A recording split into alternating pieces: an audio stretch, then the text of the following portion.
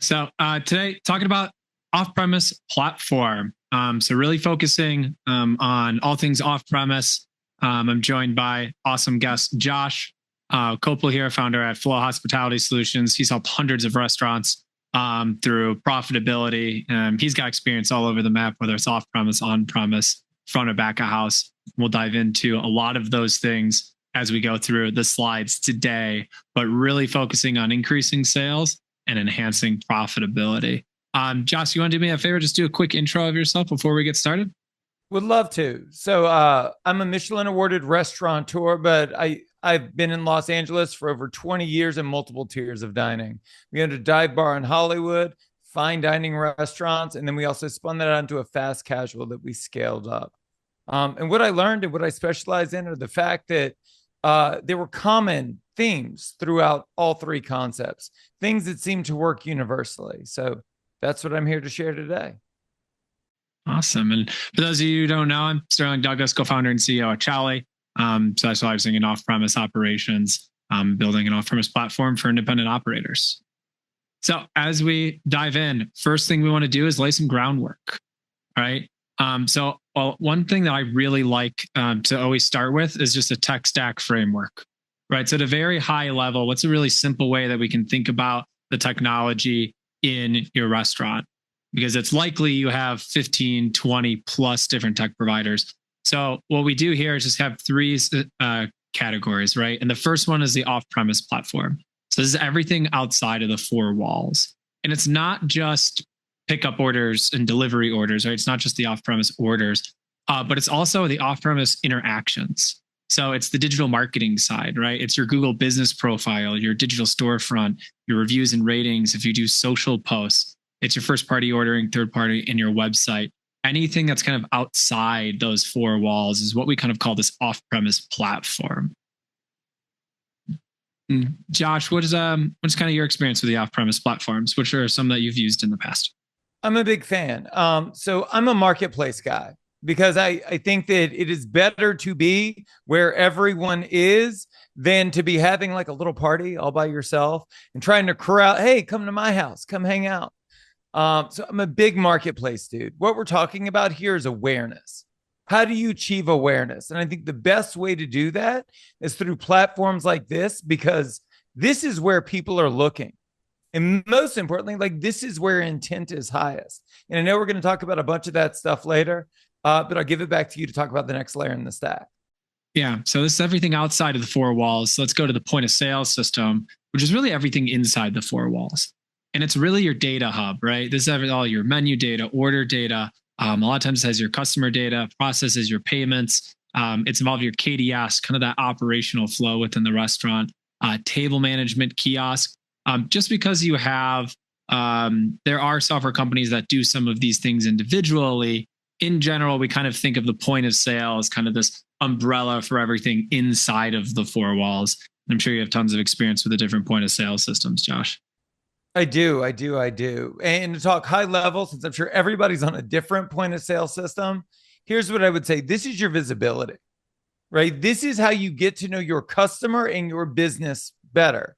And so the benefit to all of the systems listed, plus all of the other systems out there, is that it's going to provide you with tons of data. But one of the goals today is to show you how to interpret that data into actionable information to improve your business. Yep, exactly. And you can even do that by furthering out with your back of house, right? Absolutely. Your back office stuff. So everything from food purchasing, recipe management, your accounting tools, if you're part of a GPO, your staffing, scheduling, and just anything that's kind of helping report, whether you're, with Restaurant 365, Margin, or some of these other groups, all these things that kind of help you manage the supply chain and kind of the raw materials that go into running a restaurant. We think of these as kind of your back office software categories. And here's what I would say. I think, and we'll definitely talk about this later, but like, what does the data that these systems provide you trigger? Or are you simply like slowly but surely watching the ship sink? Which I think is an issue, and it's been an issue for all of us. I think prior to tech stacks like this, 4 weeks, 3 weeks into the following month, you would get a P&L from your bookkeeper that would say, surprise, you made a little bit of money this month, or you lost a little bit of money this month. And it's really hard to get out of that middling range, right? But understanding how to leverage the data that is presented by these platforms into action, I think is critical. Yeah, no, for sure. And today we're going to spend the bulk of our time talking about the off-premise platforms. And that starts with your digital storefront. All right. So the fastest growing brands that we're working with and that we're seeing are putting as much time into their digital storefronts as their physical storefronts. Right. And when we think of kind of your digital storefront, it might be your Google page, it might be your website, it might be a TripAdvisor page if you're in like a high tourist area. But you need to start thinking about putting as much time into this as your other ones, because digital foot traffic is actually becoming more useful and a better indicator of, at the end of the day, your profitability as physical foot traffic, right? And so one example that we always give with Google is making sure that your hours are updated, because if they're not, you are potentially putting a store close sign in front of all this digital foot traffic without even realizing it. And it's usually the first place we start when we talk about creating demand for restaurants and starting at the tippy top of the funnel on how we can get more traffic, to your restaurants. Josh, you've got experience with digital storefronts. Oh my God. Like, this is my obsession, because for me, it comes down to first principles, right? Who is most interested in what you do for a living? Where are they looking, and how do they decide? And so I think we can all agree that word of mouth is great, but you really don't know if the people that you're friends with or you go to work with, whether they have gutter palettes or not. No one's going to recommend a restaurant and then blindly go to that restaurant. They are going to look at your website. They're going to look at your Google listing, your Yelp listing, and TripAdvisor. And we're going to spend time talking about social media today as well, especially as it relates to off-prem. But let me say this. When you talk about customer intent, there's no one looking at your Yelp profile or your Google listing or your website that isn't interested in making a buying decision today. So I think this is a beautiful place to start, because I can tell you this: if this isn't set up and optimized for conversion, the rest of your efforts are going to fall short because there's a hole in your funnel. Yeah, it starts at the top. Got to create that traffic and start moving it down the funnel. Absolutely. But with that, I do have a huge disclaimer here. None of this increase in traffic means anything if the operations aren't set and humming along, right? A lot of times people think that marketing or creating more traffic is kind of the silver bullet, to get them out of issues. And there are restaurants where that is the case. There are groups where the staff is great and the food's great, but they're just not getting the message out. But there are just as many where, well, we're still working through. We had a really great GM leave, or, we got hit with, particular market issues. And so making sure that the operations is set, like no amount of marketing will fix that. And I see a lot of restaurants try to use marketing as kind of this savior, the silver bullet. And at the end of the day, like, you can bring as much traffic as you want, but most of your money is going to come from your repeat customers, and you can't get repeat customers without the good operations.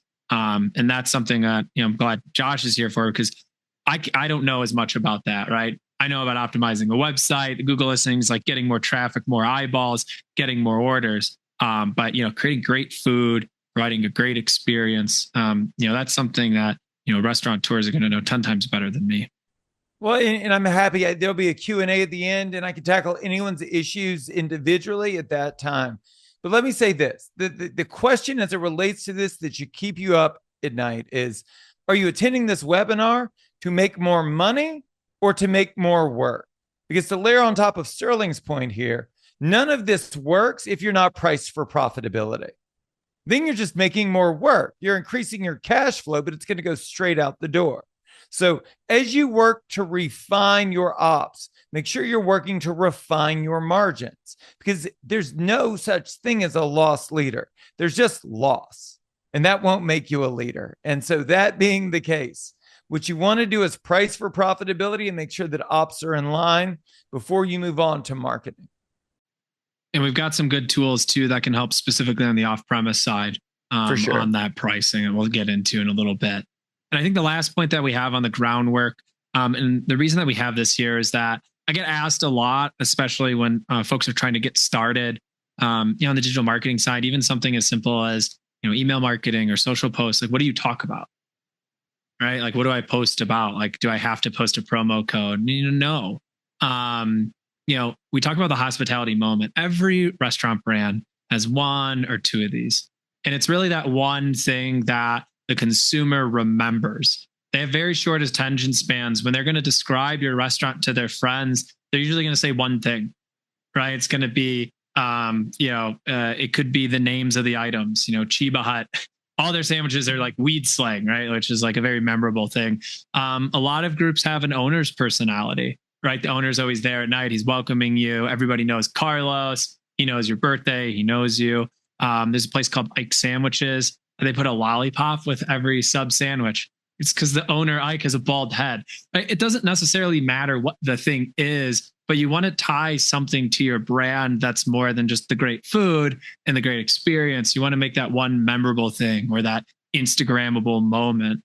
It can be a marquee item. It could be portion sizes.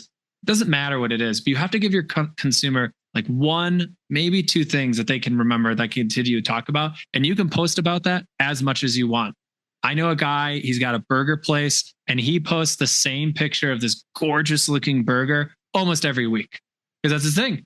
Like it's just a beautiful looking, smash burger. It's messy. It's huge. And every week he posts about it. And that's good. Like that's how everybody associates the brand. And so it's just picking that one thing and it's an evergreen kind of post. I know, Josh, you've got tons of experience on the hospitality moments, right? Oh my God, this is my whole bag. So like you call it your hospitality moment. I call it surprise and delight. And here's what I would say about that. Like when you give somebody a free dessert for their birthday, that is delight. That is not surprise and delight because they expect it. And so as it relates to your hospitality moment, if you can infuse that surprise, what you're going to get is not only repeat business, but you're going to get advocacy. They're going to tell these things to other people. It's going to build, we always talk about company culture in terms of like us and our employees, but think about company culture as it relates to your patrons as well. Whenever you could do it within the four walls, or even when we did delivery, we would pack a little Andes mint, those chocolate covered mints. We would put it in with any to-go orders. And there's a little note along with it that said, this is something like my grandmother had a candy dish full of these at her front door. So you could grab one on the way in and you could grab one on the way out. And this was how she shared her Southern hospitality. So to continue that tradition and to pull on that thread, we do it with every order received. And it gives people something. I can't tell you how many people photographed an Andes mint, Sterling. There's nothing photographic about it, but they shared the story, and that's what we want. What Seth Godin says is great marketing is telling stories that people are inspired to share. And your hospitality moment is your opportunity to do that. Yeah, I love that. Yeah, it's the physical thing doesn't necessarily need to be Instagrammable. The story behind it is, right? For sure. And we see tons of this in off-premise too. I mean, the lollipop one is good. But I remember the first time that I ordered pho through delivery, and it's like all deconstructed. And you get to almost like cook it, where you're really just assembling it and mixing it together. Like I remember the first time viewing it, like I thought that was a really cool experience. On the complete other side, on the Michelin star side, even on to go, Alinea used to do to go during COVID, and they would basically allow you to craft some of their experiences in your own home. So they had the one where you could almost make art with all of the different colored kind of like sauces and icings on a board, and then be able to kind of use that as part of your experience. It doesn't matter whether it's something super simple like an Andes mint, or just like how you present the food or how you package it, or something crazy where you can kind of make art with your food. These are all different stories and moments and things that, like, as a consumer, like you remember, you tell the story, and creating those advocates is a huge part of this. Last thing I'll say about this before we move on is this. The expectation from consumers when it comes to off premise is that they are going to get great food that is now mediocre at a lukewarm temperature that probably won't make them sick. So the bar is low, ladies and gentlemen. The bar is incredibly low. Use a little bit of creativity with a splash of Chat GPT and come up with your hospitality moment, because it will differentiate you in the market. Yep, those little things, 100%. All right, let's get into the meat of it. How to get more orders. That's why a lot of folks are here. We separate this into a framework to try to make it a little easier to digest. So in this case, we're thinking about create, capture, and convert. Right? We need to create demand for your restaurant. We need to capture that demand, and then we've got to convert it. And when all three of these things are all working in conjunction with each other, that's when we start to see that revenue generating machine. So we'll start with create. I've got the 3 A's here. If you can't tell, I'm a big fan of the 3s. But we talk about kind of that tippy top of the funnel that Josh was talking about earlier. That's the awareness. The way I like to describe this, people search for pizza and then find your restaurant, right? As we move kind of further down the funnel in the creation stage, we get to acquisition. People want pizza and search for your restaurant, right? So it's almost reversing it, right? They're already associating your restaurant with what they want. And then third, we kind of have attribution. This is one that I feel there are very few restaurants that are kind of at this stage.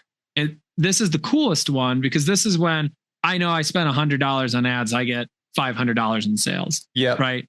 And that's where you want to get to. But you really, if you haven't done your awareness and your acquisition first, you're oftentimes throwing good money after bad if you're kind of skipping steps. And Josh, you talk a lot about awareness. But what have been your experience in kind of working through this kind of creating demand part of the framework? Here's what I'll say. High level, I think everyone overestimates or underestimates how difficult it is to achieve awareness. Yeah. I mean, I could give you 1,000 examples, and if the folks on this call really thought about it, they could as well. I can't tell you how many people come to me and say, I've been around a year, 2 years, 5 years, and I meet people on the street every day in proximity to my restaurant that have no idea I exist. Time in market does not necessarily equate to awareness within that market. People have short attention spans, and new restaurants are opening every single day. To oversimplify the problems in everybody's business, you really only have one of two issues. You either have an awareness issue or you have a product market fit issue, which means everybody knows and nobody cares, or nobody knows, but if they knew, they would care. And that's why the first step in any marketing endeavor is going to be awareness. A lot of our customers, when we first start talking to them, want this. Sure. And we have to start with this. Absolutely.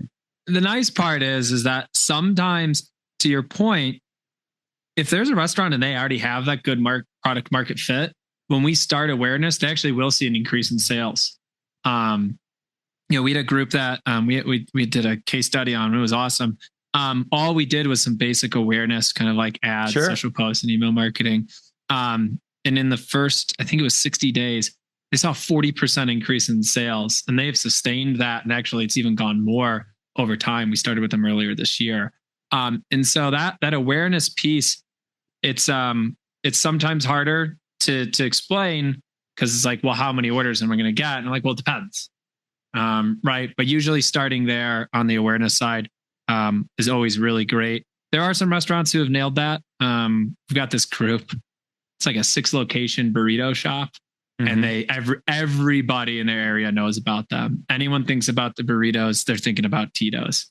And it's an awesome spot. Now they can turn this on and off whenever they want. So sure, during cold season, sales are down a little bit. They know they can spend a little bit more on ads and get more sales, right? That's the dream, but that's because they did a really phenomenal job on awareness and acquisition first. Yeah. So now we're going to talk about capture, right? So let's say we've done a good job. We've created the awareness. We're acquiring kind of the different keywords. We're doing super well in our hyper local knife fight for all these new consumers that are walking by our digital storefront. Now we've actually got to capture that, right? Now we've got to take that demand and capture it, right? Get it to us. And the two biggest ways that I talk about this is kind of on the ordering side. You could call like catering, reservations for some of the on-prem or events. Like those would also kind of go in here. I'll speak more on the first party ordering side since that's where I spend the most time. This is your most profitable channel. You get the customer data. You can do automatic upsells. You can create a branded experience, all integrated into your point of sale so it fits into your flows. Right. This is your owned channel. This is the one where you should really be focusing the most. You want the most people kind of being captured through this first party channel because that's yours. That's your channel. You can use the third parties as well because they're basically creating demand for them, right? DoorDash creates demand for the DoorDash marketplace and they're really good at it, right? They get to spend tons of money on it. They have the advantage of being able to show all the different types of food. So their awareness and stuff is already there. And they're going to capture it for you, right? They have all this demand curated and they're going to capture it for you and they're going to bring it to you, which is good. It's expensive. You don't get a lot of the data, but it is good. And it's a marketing, those commissions that you pay to the third-party marketplaces, they are a marketing cost just like any other. We talk a lot to restaurants and I'll ask, what's your marketing budget for this year? And I think I can spend, a few grand a month. And I'll be like, all right, how much do you pay in DoorDash commissions? And like, well, I paid 20 grand last month. And I'm like, your marketing budget is 25 grand. You just don't really realize that you're spending it there. And so our big thing with third parties, I'm probably one of the biggest proponents. I'm the marketplace apologist, always have been. But for us, look, make sure that you know the true cost of it. It's your commissions, but it's also your disputes. Third-party marketplaces have higher refund rates than your first party will. It's just kind of the nature of the consumer set there. Make sure that's integrated so that you can actually operationalize it. And if you know these things, you know that you're making money on it, you know that it's not messing with your operational flow. This is a great channel. It's a great channel. And you're a big marketplace guy too, right, Josh? I am. I just think I misunderstood it. So a little bit of context. I spent almost the entirety of my career in the hospitality industry, initially in nightlife and then in full service. And, I begrudged marketplaces and the commissions that I paid. But in every other industry, they understand that there's a cost to acquire a new customer. But I didn't understand that. And I can only speak for myself, but I understand that the industry sentiment falls in line with the way I felt that it was a necessary evil instead of saying it's a useful tool. And that's what it is. There will always be a cost associated with acquiring a new customer. I will pay that and I will make sure that I own that relationship from then on out. And if you do it, then the juice is worth the squeeze. I love first party ordering. And I know that you guys have great tools and solutions for it. What I will say is from my own first and secondhand experience, clients come to me all the time saying, yo, I want to boost my delivery sales. And I'm like, well, how often are you talking about it with your existing customers? And they're like, never. Like, well, those people know, like, and trust you. But it's this interesting dynamic in the industry of a new customer always feels more valuable than leveraging an existing customer. The power of off-premise is that it is a different use case for your restaurant. You might not be able to get them in for dinner twice in 1 month, but you could probably get them in for dinner once and then get them to order delivery on a separate night. And so first-party ordering is critical. We've got to learn to ask for the sale and pursue our customers, the people that know, like, and trust us to the best of our ability. Yeah. And I love that you talk about getting them the order frequency, right? Especially, we talk about order frequency a lot to try to define what a repeat customer is, right? At a fine dining establishment, a repeat customer might be once a quarter, right? 4 times a year, someone comes in. At a QSR, it might be, once a week right? At a kind of like a lunch spot. At a coffee or cafe, it could be 4 times a week, right? Sure. Because you want to get part of their habit. And off premise and all of these kind of online and these digital orderings all help increase that frequency, right? Because if you can make it easier to order your morning coffee, you might not drive by it because there's a long line. You might just have, well, I put the order in and I'm go there every day, right? And so it doesn't matter which segment you are, trying to get up that repeat customer rate and that frequency is a big part of it. And I think that's actually a big part of the next slide on converting. Yeah. And it's not just, converting, the demand into one thing. It's converting the orders into something you can execute on, right? You got to make sure that the integration is there. It's converting a first-time order into a repeat customer, right? It's converting a sale into a profit. And there's different techniques to doing each of these, right? We talk about earlier, Josh, you were talking about price and doing margin analysis. Like we do a lot of that with a third-party marketplace. I think it's up to about 45% of our customers have higher prices on their third-party marketplaces than they do in-house. And that's to help make sure that they're actually making money on those orders because they've done the analysis on that true cost, right? It's a 30% commission, it's 30% food cost, but there's another 4% on kind of refund rate. I got to do another $1.20 because I have to do extra packaging for this. You start going through it. And then we also help with dynamic pricing. This is only increasing the pricing when demand is high. This kind of helps keep so that you can get more orders during slow periods, but making sure that you're getting more profitable ones when you're busy. All these are so important into actually converting all this demand into what matters most to your business, which is actual profits. Absolutely. As it relates to conversion, I always start internally. So I have a superpower, Sterling. Yeah. I am like the most ordinary man on the planet. What I like, everybody likes. What I'm interested in, everybody's interested in. So like I've had this ability to just market to myself my entire life. And as long as I'm into it, enough people will be that I'll be able to make a solid living. I can actually confirm this as a data point. You like the exact same haircut that I wanted, which is exactly why I did this. It is. And we don't even know who had it first. We're going to have to go back through the archives. You had it first this time, for sure. But my thought as it relates to conversion, especially new customers, is you've got to ask yourself, like, what needs to be true in order for me to make a buying decision?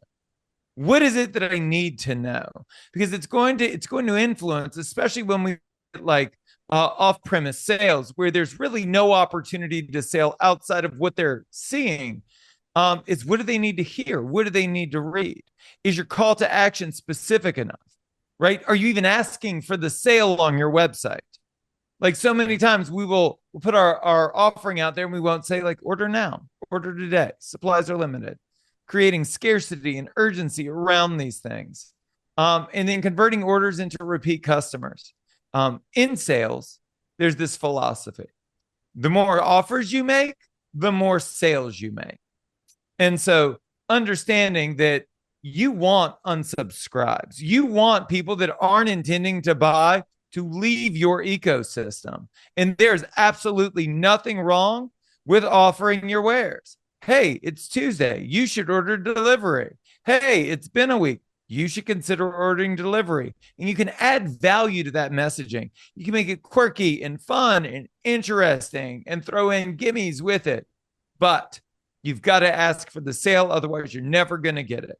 And then in terms of converting sales into profits, customers know.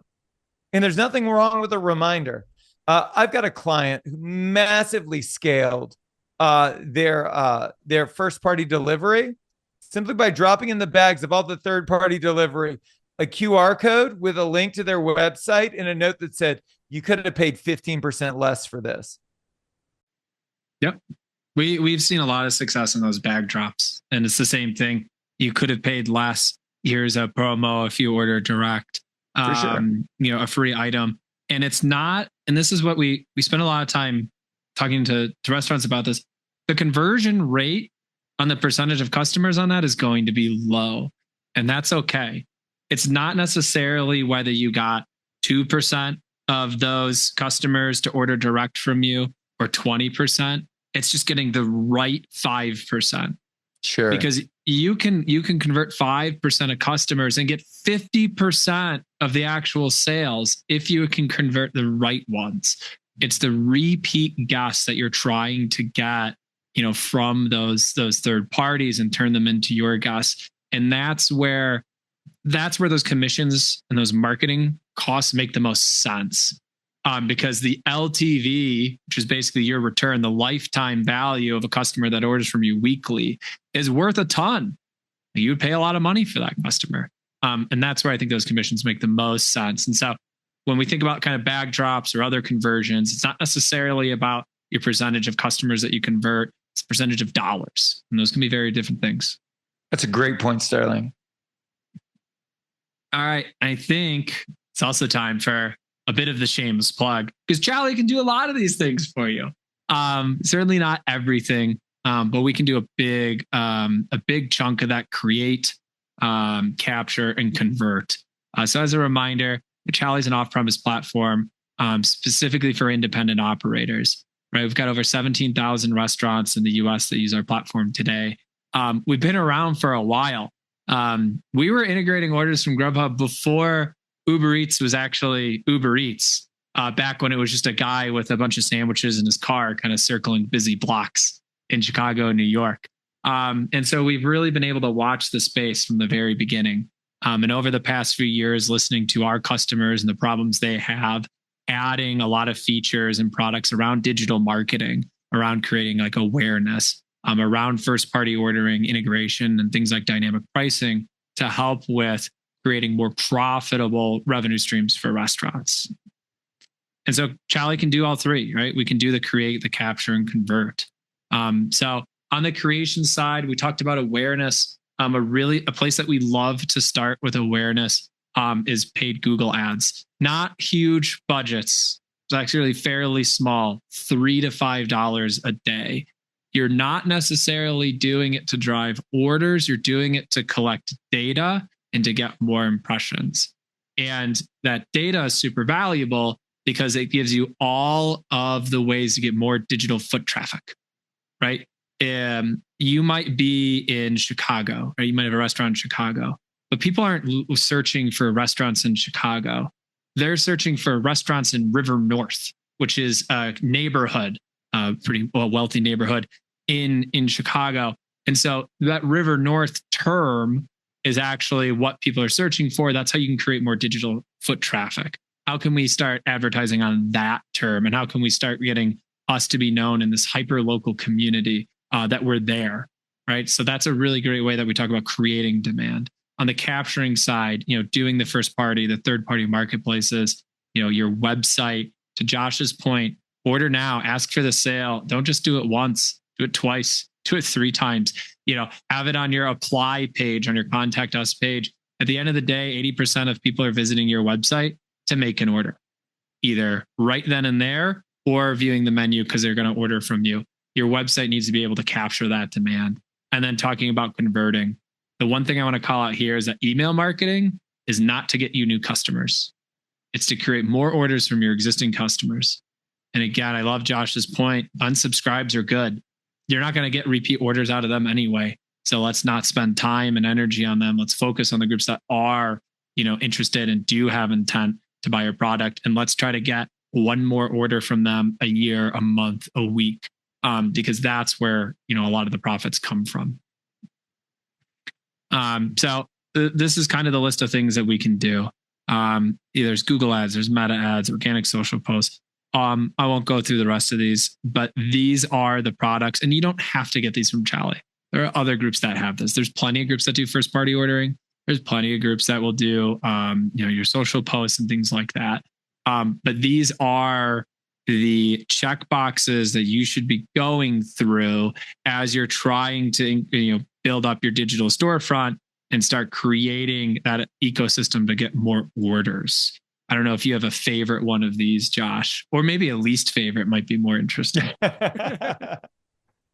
Look, I am a huge fan of email marketing. I think that email marketing exists And it's so prevalent today. I mean, again, we all get so much spam, and you go, man, why do I get so much spam?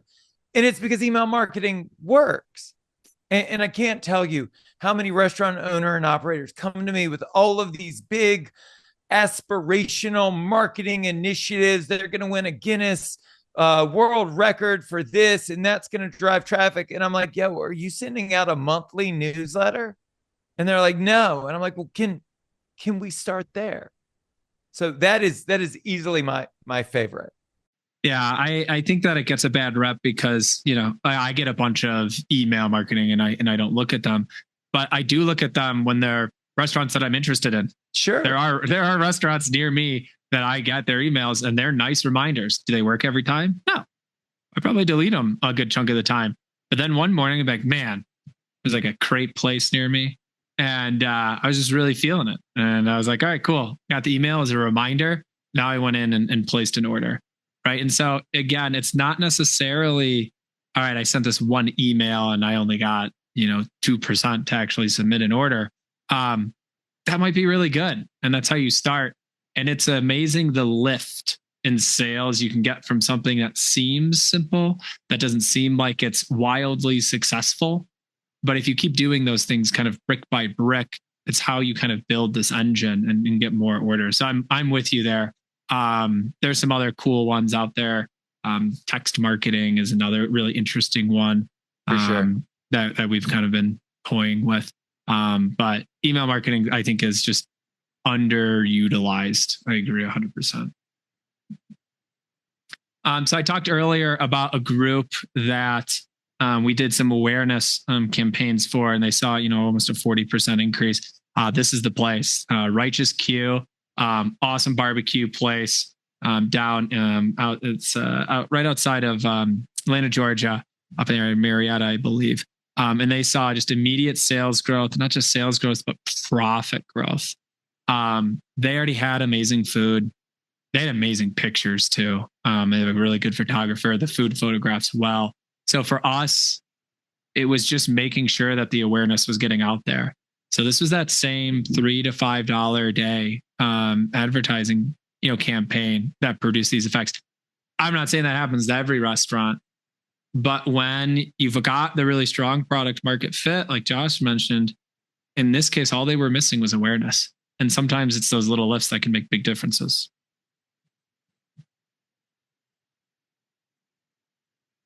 Next one we have is kind of on the demand capture side. So great place that we have Smoke and Oak wood-fired pizza. Man, we launched with them with our first party ordering and cleared almost 800,000 in total sales really quickly. It was fully integrated, so they were able to provide a much better experience that kind of enabled them to do it. They were nervous about doing it at more locations because they were struggling on the execution side because everything was coming through its own separate receipt printer, which then someone, usually a bar staff, would have to go in, manually input it, hopefully correctly. And then the rest, the customer might get the wrong food. So for us, just making sure it was integrated really allowed them to kind of scale this, really successfully. If I could jump in for just 1 second, I want to share an idea because I think that the case studies that you provide kind of highlight this. So I'm based out of the second largest city in the country. And you would think that most of my clients are in primary markets.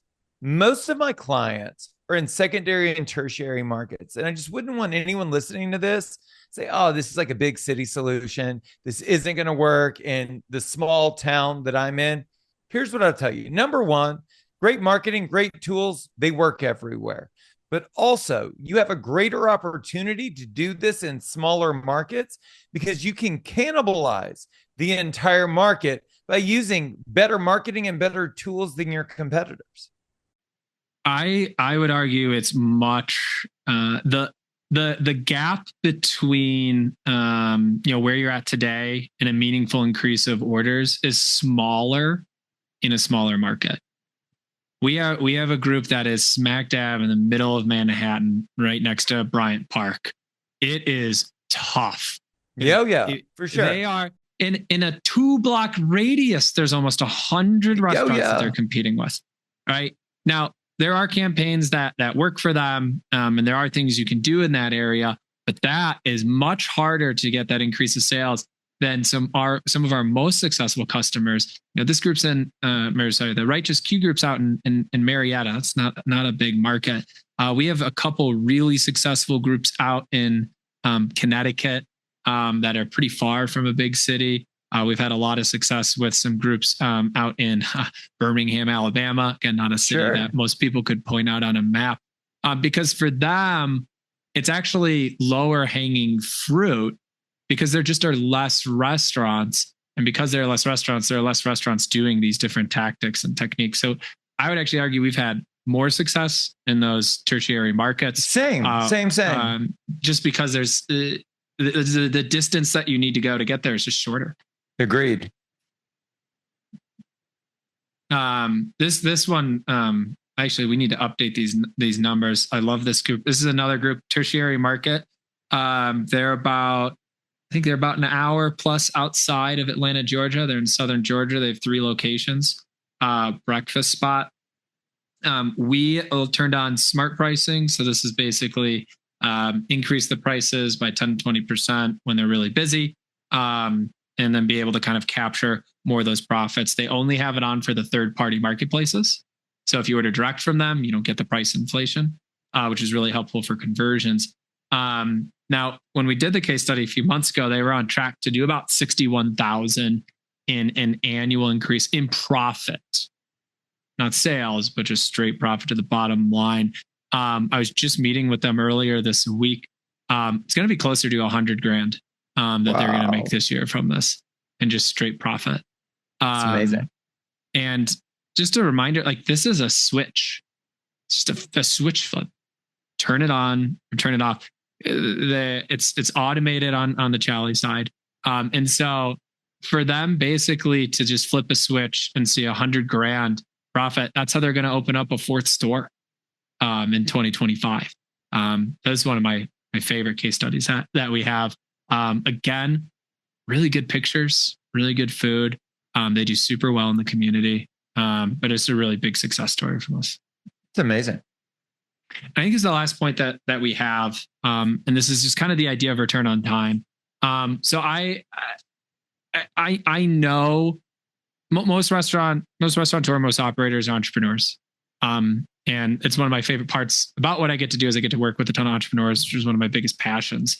And I know that in that business, they can do anything, right? They can go serve, they can go wash dishes, they can manage a P&L, they can do they can do each of these things. Entrepreneurs are, but they're not the best at it. And just because they can doesn't mean they should. A really excellent chef is creative enough. They could probably write a symphony. Might take them longer, but they could do it because they have that creative brain. It doesn't mean that they should. And so trying to take stock as an operator, what are the things that I'm not getting a good return on my time for? What are the things that really I should be outsourcing? Should I really be logging in to Google and to Yelp and to TripAdvisor at these 3 locations? So I'm going to go and log into 9 different sites and update the hours manually on it.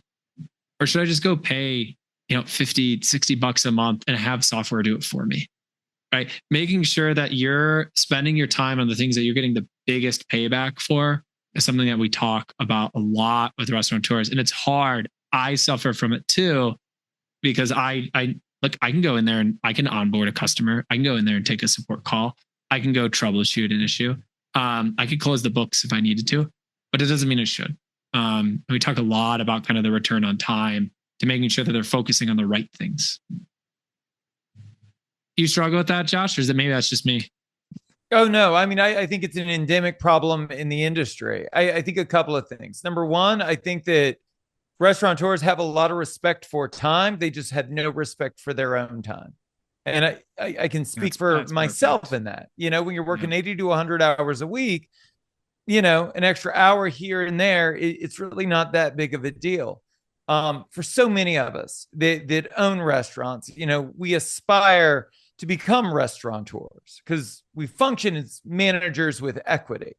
And so what I would say about this, and I've stood on this soapbox for years. It's so easy to fix a walk-in cooler because you can see it, you know that it's broken, and you go to fix it. Marketing is something you can't see, but you can feel the impact of, and you see it in your bank account. If your marketing is broken, if your sales system is broken, you have to prioritize it in the same way that you would prioritize fixing a walk-in cooler, because you're worried about all that food spoiling and all the money you're going to lose and all the potential money you could make. But you've got to feel the same way about the marketing. The last thing I'll say, because it's somewhat hopeful, is this.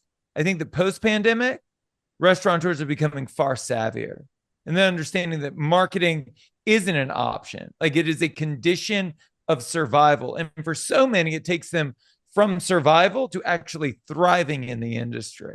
So I do think that people can buy back time, and then they can use that time to do higher leverage things in their business that only restaurant owners can do. I think there was a huge change with COVID on that front. I think that restaurateurs went out of their way and saw such an overly embracement of tech. I mean, I think that it was an incredible transformation to see, because look, before COVID, like adding tech to the restaurant, like it was sure. Met with a fair amount of eyebrow raising. I don't really want to talk to you. What do I need that? I know my restaurant. I make great food. Like that's, and COVID came and you just saw a complete 180. And the part that disappoints me about that is that they did all the things. They added the tablets. They put QR codes out. They started paying a ton of attention to reviews. They signed up for, this point solution, that point solution.